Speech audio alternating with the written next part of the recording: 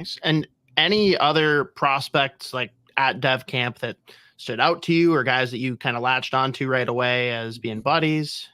Yeah, I mean, didn't really get to see him too often, but Liam Ogren, he's a great kid. He's super nice, and he's obviously a great player. And when we were at camp this year together, we were lucky enough to be going, in the 3-on-3 playing with each other, and there's chemistry that was there right away, and it was really fun to see.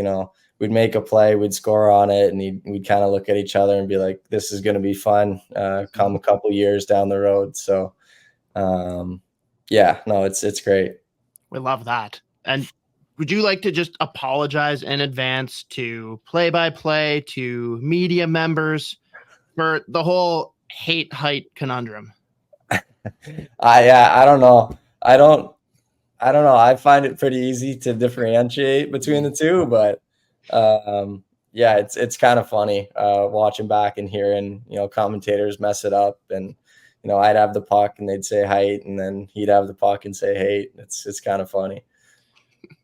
Just I guess help us with the nicknames. Is it Heighter and Hater, or like what's how do you go about the Yeah, so they were calling Riley, they were calling him Heighter, but they also, like the dub guys, for example, they also said Heighter, and that was for me too. But I'm like, it's Hater. I'm like, that's the easiest way to differentiate between the two. But sometimes it's just like it's Hunts or whatever. But I always turn my head every time. So, what do you think of Riley as a player? Like, we had him on our podcast too, and he enjoyed kind of playing with you at the development camp as well. Like, what do you think about him as a player? Yeah. I mean, he's obviously had a great season there in the W. He's a great player. He's very, very smart playmaker. He finds lanes. The prospect tournament, it was really fun to play with him. He's gritty.